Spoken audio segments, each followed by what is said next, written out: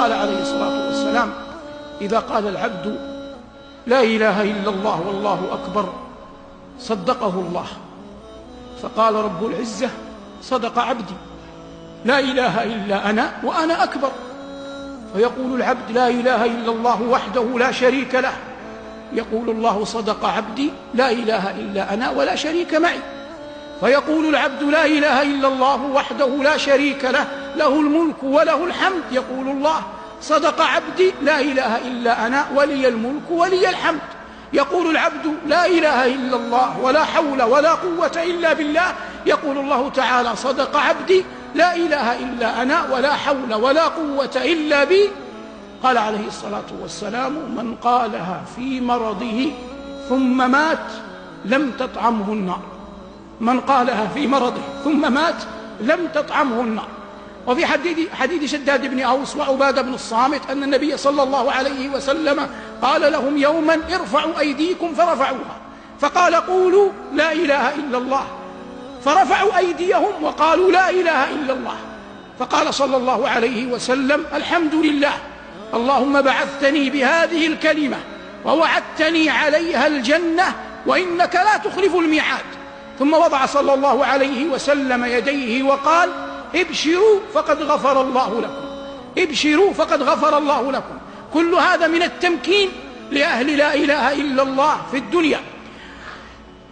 وقال صلى الله عليه وسلم: من كان آخر كلامه في الدنيا لا إله إلا الله دخل الجنة يوما من الدهر وإن أصابه ما أصابه.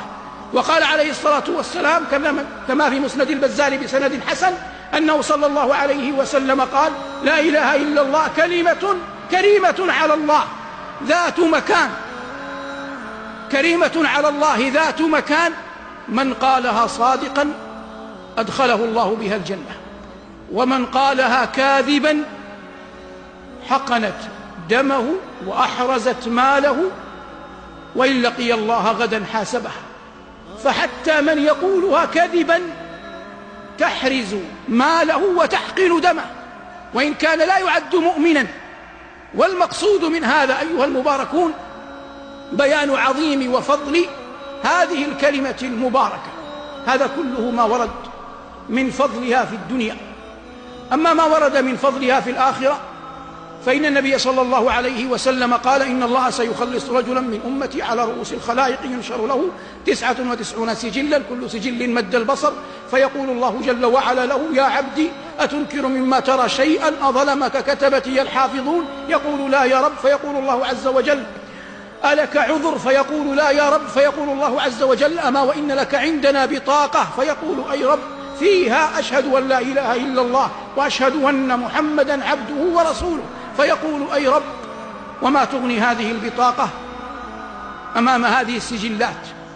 فتوضع السجلات في كفة ولا إله إلا الله في كفة، فتثقل البطاقة وتطيش السجلات ولا يثقل مع اسم الله شيء.